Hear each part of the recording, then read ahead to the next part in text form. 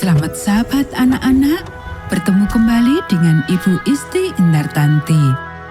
Pelajaran sekolah sahabat kita berjudul Tidak Ada Kamar. Ayat hafalan Galatia pasal 4 ayat 4 dan 5. Tetapi setelah genap waktunya, maka Allah mengutus anaknya yang lahir dari seorang perempuan dan takluk kepada hukum Taurat. Ia diutus untuk menebus mereka yang takluk kepada hukum Taurat, supaya kita diterima menjadi anak. Poin penting pelajaran kita menyembah Allah ketika kita menerima anaknya dan memberikan ruang baginya dalam hidup kita. Apakah kamu ingat saat menantikan suatu peristiwa yang tertunda untuk waktu yang sangat lama? Apakah kamu menunggu dengan penantian yang semakin bertambah? Atau apakah kamu malah jadi teralihkan perhatiannya dan kehilangan minat pada acara yang diharapkan?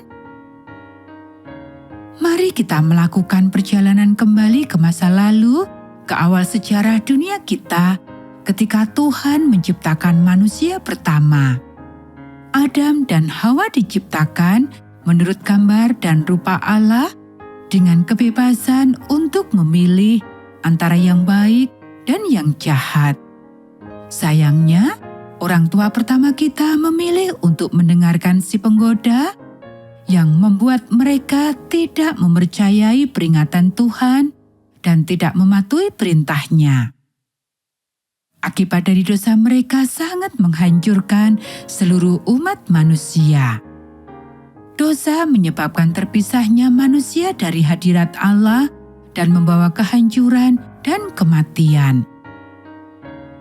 Namun dalam kasih-Nya yang tak terbatas kepada umat manusia, Allah merancang sebuah rencana untuk menyelamatkan dan mengembalikan manusia ke dalam keluarga Allah.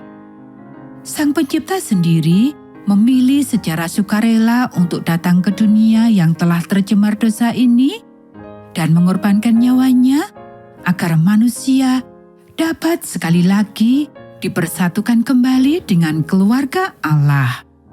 Sang Pencipta berjanji bahwa Sang Penebus, keturunan perempuan itu, akan meremukkan kekuatan musuh dan meraih kemenangan atas dosa. Aku akan mengadakan permusuhan antara engkau dan perempuan itu, antara keturunanmu dan keturunannya. Ia akan meremukkan kepalamu dan engkau akan meremukkan tumitnya. Kejadian pasal 3 ayat 5. Janji ini bersama dengan nubuat-nubuat lain tentang kedatangan Mesias telah menghidupkan iman umat pilihan Tuhan dari generasi ke generasi. Namun, semakin berlalunya waktu, orang-orang kehilangan pandangan akan makna sebenarnya dari nubuat-nubuat yang menunjuk pada kedatangan Sang Penebus. Tetapi setelah genap waktunya, maka Allah akan mengutus anaknya yang lahir dari seorang perempuan dan takluk kepada hukum Taurat. Ia diutus untuk menebus mereka yang takluk kepada hukum Taurat, supaya kita diterima menjadi anak. Galatia pasal 4, ayat 4 dan 5. Perincian yang dicatat dalam Injil tentang kelahiran Yesus mengungkapkan penggenapan yang tepat dari nubuat tentang kedatangannya. Maria, seorang perawan muda yang tinggal di Nazaret, bertunangan dengan Yusuf, seorang keturunan Raja Daud. Seorang malaikat menampakkan diri kepada Maria dan memberitahukan bahwa ia akan melahirkan seorang anak laki-laki dan akan menamai dia Yesus. Kita bisa baca dalam Yesaya pasal 7 ayat 14 dan Matius pasal 1 ayat 18 sampai 25. Menurut kabar dari malaikat itu, janji Allah telah digenapi dan Maria dipilih untuk menjadi ibu dari penebus yang dijanjikan. Sungguh suatu hak istimewa yang luar biasa. Yusuf dan Maria tinggal di Nazaret, sebuah kota di Galilea. Tetapi menurut nubuat, Mesias harus lahir di kota Daud.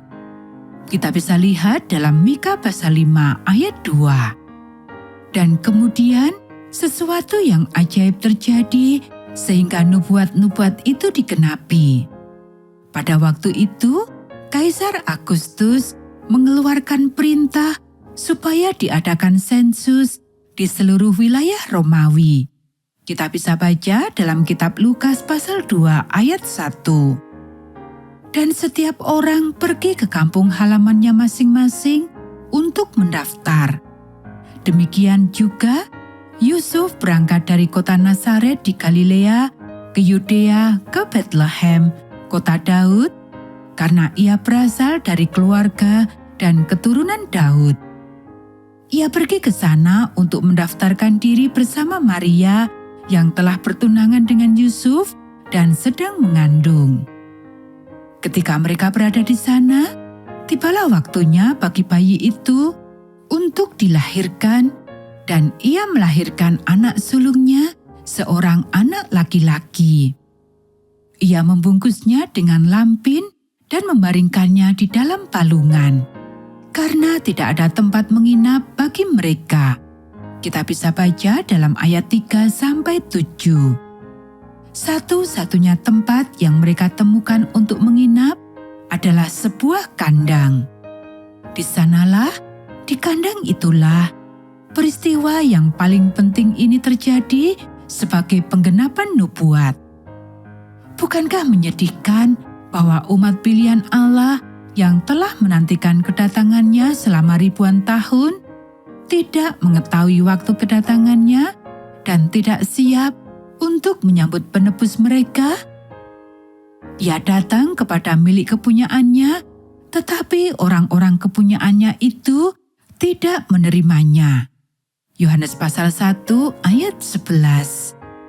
Namun Yesus datang dengan sukarela, karena ia tahu bahwa satu-satunya cara untuk menyelamatkan kita adalah dengan meninggalkan kemuliaan surgawi dan menjadi manusia seperti kita. Yesus menerima tempat yang paling rendah hati agar dia dapat menyamakan dirinya dengan orang-orang biasa dan melayani kebutuhan orang-orang miskin. Dia hidup di antara kita untuk menyatakan karakter kasih Allah, menyelamatkan kita dari hukuman dosa, dan membebaskan kita dari rasa takut akan kematian. Yesus menyamakan dirinya dengan kemanusiaan kita dan mengalami pergumulan kita agar dia dapat menjadi teladan yang sempurna bagi kita. Sesungguhnya, melalui kehidupannya, Yesus menyatakan bagaimana kita dapat menaati hukum Allah dan mengalahkan dosa melalui kuasa-Nya. Kita sekarang hidup di masa sebelum kedatangan Yesus yang kedua kali. Tanda-tanda kedatangannya yang segera terjadi sedang digenapi di depan mata kita. Kita bisa baca dalam Matius pasal 24. Karena nubuat-nubuat tentang kedatangan Yesus yang pertama digenapi dengan tepat seperti yang dicatat dalam Injil, kita memiliki kepastian tentang kedatangannya yang kedua sesuai dengan janjinya. Kita bisa baca dalam Yohanes pasal 14 ayat 1-3, Matius pasal 16 ayat 27, dan Wahyu pasal 1 ayat 7. Maukah kamu menyediakan ruang di hatimu untuk Yesus? Mari bersiaplah untuk menyambut penebus dan Raja kita yang akan segera datang, yang rindu untuk membawa kita pulang dan menghabiskan kekekalan bersama kita.